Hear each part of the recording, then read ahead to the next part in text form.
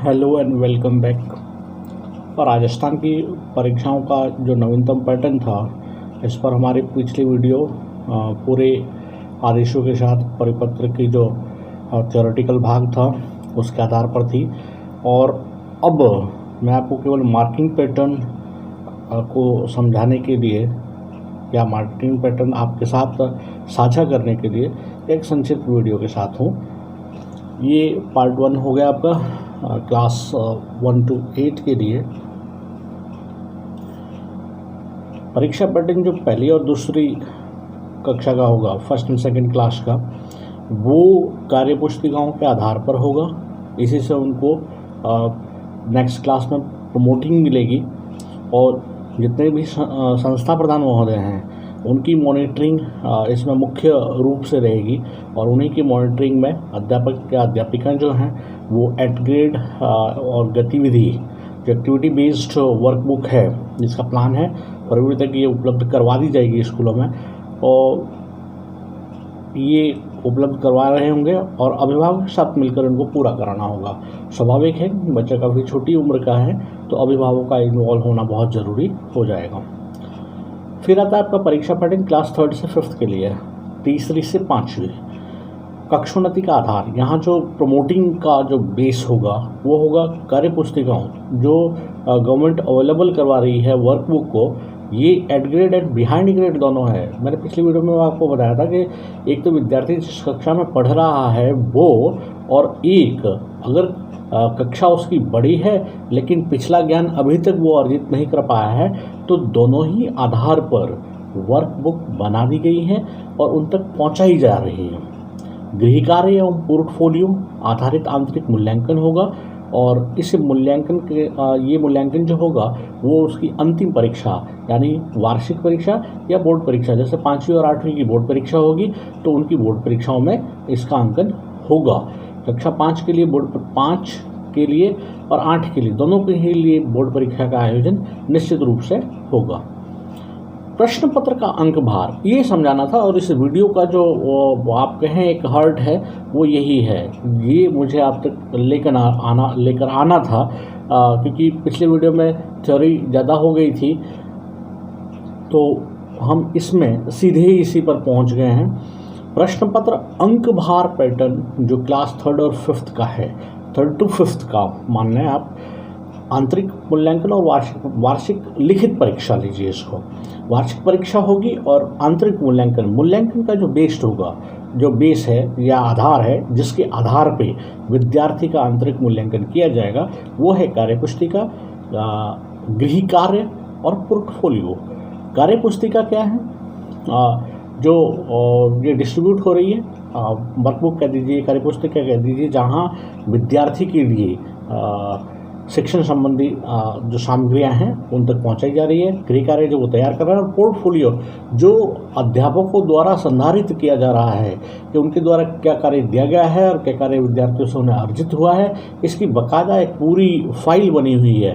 और बहुत जल्दी आपको पोर्टफोलियो पे एक स्पेशल वीडियो मिल जाएगा जिससे आप आसानी से समझ सकेंगे, क्योंकि ये इस बार एक आप कह सकते हैं इस कोविड के दौरान शिक्षण के बीच की एक बड़ी कड़ी बन चुका है।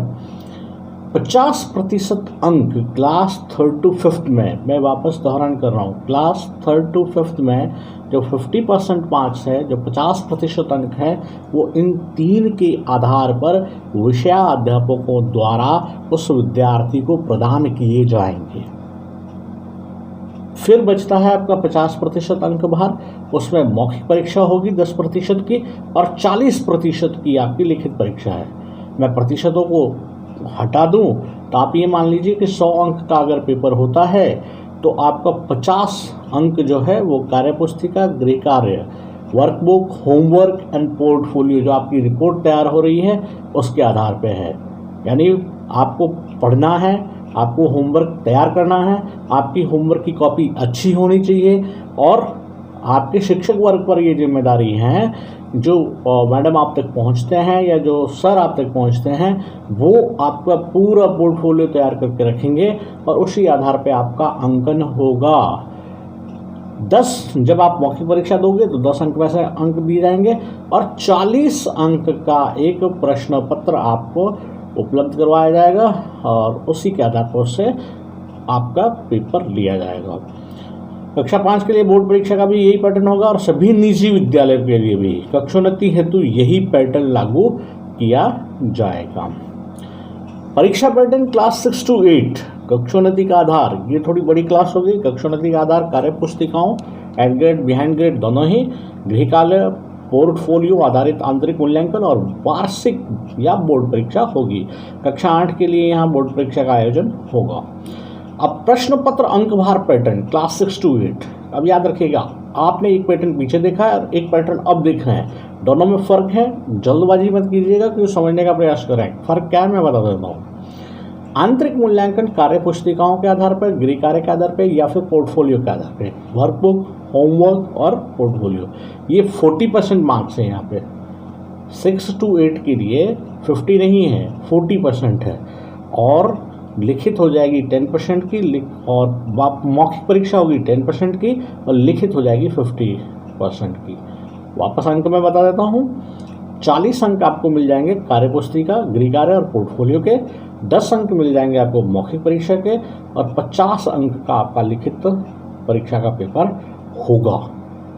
8 बोर्ड पैटर्न के लिए भी इसको मान लिया है। तो जो बच्चे 8 बोर्ड का एग्ज़ाम की प्रिपरेशन कर रहे हैं वो मान के चले आपकी मार्किंग ये है। अब एक सबसे बड़ी चीज़ यहाँ शेयर करना चाहूँगा। अब तक सबसे बड़ी दुविधा ये रही थी कि सरकारी स्कूलों में ये एक निरंतर प्रक्रिया चल रही थी, इस पर काम हो रहा था और अच्छा वहाँ से जो शिक्षक और शिक्षिकाओं का योगदान था बड़ा सराहनीय रहा है। लेकिन निजी विद्यालय अभी तक एक दुविधा में फंसा हुआ था कि उसको क्या करना है, क्या सरकारी को इम्प्लीमेंट किया जाए या उनको फॉलो किया जाए, और क्या उनकी जो लिंक आ रही है वो हम अपने बच्चों तक शेयर करें या फिर हम अपनी ऑनलाइन क्लास लगाएं। यहाँ पर सरकार ने एक रुख साफ कर दिया है कि सभी निजी विद्यालयों के लिए कक्षोन्नति का जो पैटर्न होगा वो यही होगा। अब आपको तय करना है कि आप अपने संसाधनों के हिसाब से कैसे होमवर्क करवा रहे हैं और कैसे इसको मेंटेन कर रहे हैं। तो यहाँ से क्लियर हो चुका है किस तरह से परीक्षा होगी, क्या उसका मार्किंग पैटर्न होगा, आपके मार्क्स कहाँ से आएंगे। संशोधित पाठ्यक्रम की PDF हमने इस वीडियो के साथ ही लिंक से साझा कर दिया आपके साथ, आप वहाँ से ले सकते हैं। और यहाँ मैं आपको बताना चाहूँगा कि आप हमारे लिंक से जुड़े रहिएगा क्योंकि हम आगामी योजनाओं का लाभ आपको देंगे। आगामी योजनाएं क्या हैं हमारी, सरकार की तरफ से एक युद्ध स्तर पर काम चल रहा है नवोदय विद्यालय में नामांकन का। तो हमने भी ये तय किया है कि नवोदय विद्यालय के जो नामांकित बच्चे हैं या सैनिक स्कूल की जो तैयारी करने वाले बच्चे हैं उन सबको ऑनलाइन ऑफलाइन पाठ्य सामग्री और उचित मार्गदर्शन, इसके साथ ही उनके लिए सरकार की गाइडलाइन के अंतर्गत ही समस्या समाधान या परामर्श क्लास का भी आयोजन करने का प्रयास करेंगे। स्थानीय या बोर्ड की सभी कक्षाओं के लिए परीक्षा उपयोगी सामग्री आपको उपलब्ध करवा दी जाएगी और जैसे ही बोर्ड का ब्लूप्रिंट या सरकार के स्थानीय परीक्षाओं का ब्लूप्रिंट जारी होता है उसके साथ ही हम त्वरित प्रश्न पत्रों का समूह आपको साझा करते चले जाएंगे ताकि आप अपनी परीक्षाओं का बेहतर अभ्यास कर सकें। Best of luck. जय हिंद, जय Bharat. Hello and welcome back. Class 9th to 12th के लिए मार्किंग और एग्ज़ाम पैटर्न एनालिसिस के साथ इस वीडियो में मैं आपके साथ हूँ। कक्षोन्नति का आधार वार्षिक और बोर्ड परीक्षा होगी, यानी एनुअल एग्ज़ाम होना ही होना है। और जो क्लास बोर्ड का है 10th और 12th उन दोनों में बोर्ड एग्ज़ाम भी होगी। आंतरिक मूल्यांकन या सत्रांक जो है वो गृह कार्य आधारित होगा।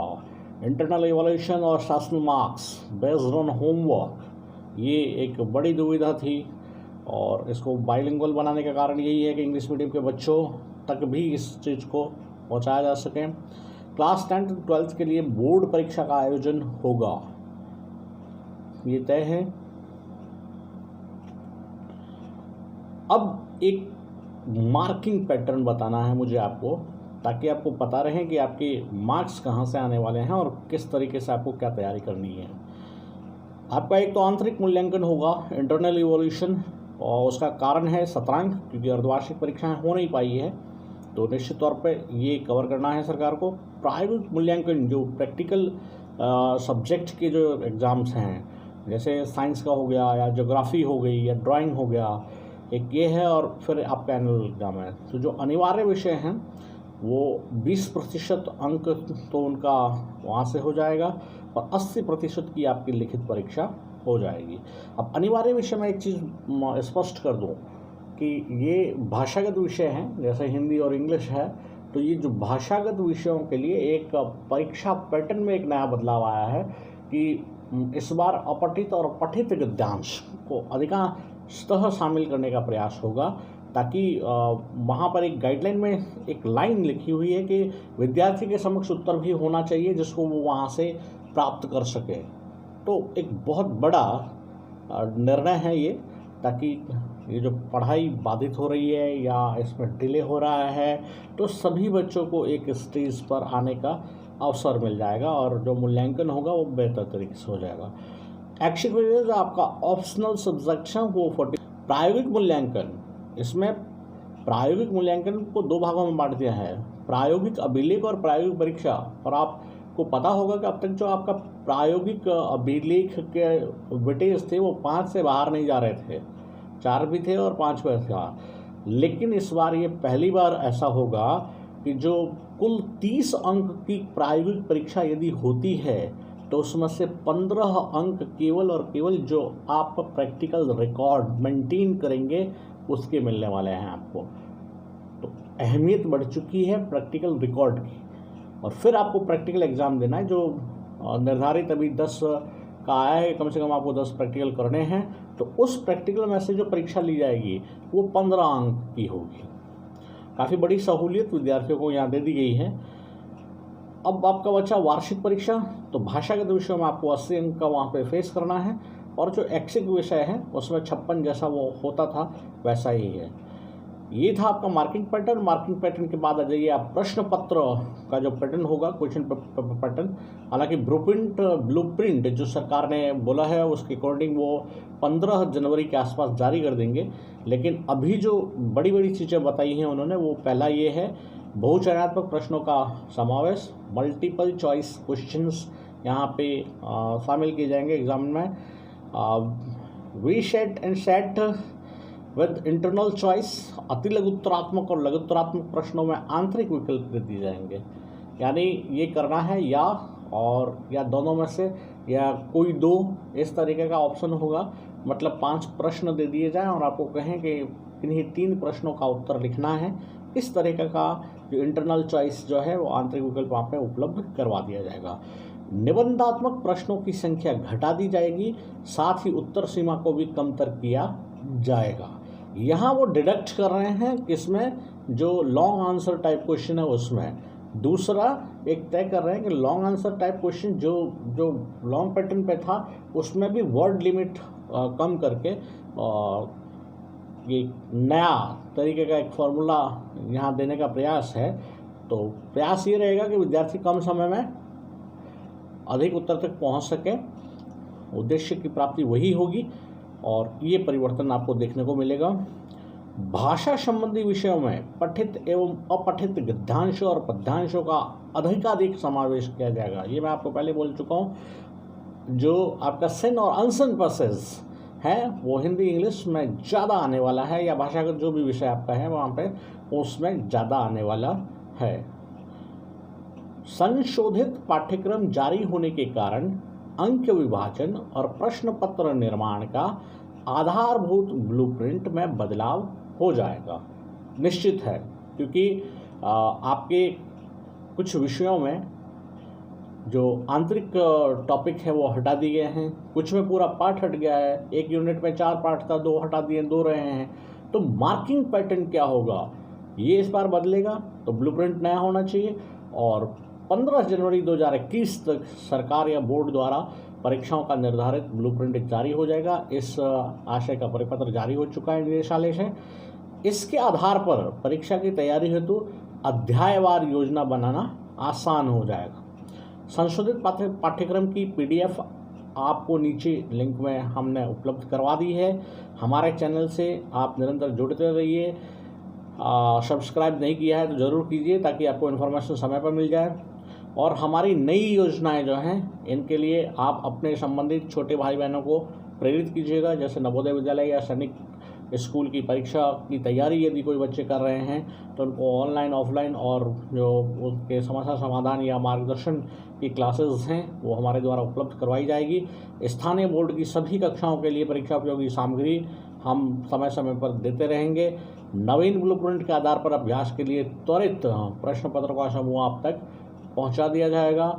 यह सारा तब होगा जब आप इस चैनल को सब्सक्राइब कर आप अपने साथ अपडेट रहिएगा, क्योंकि ये सब सारी योजनाएं आप तक पहुंचाई जानी हमारे प्लानिंग का हिस्सा है। Good luck. जय हिंद, जय भारत।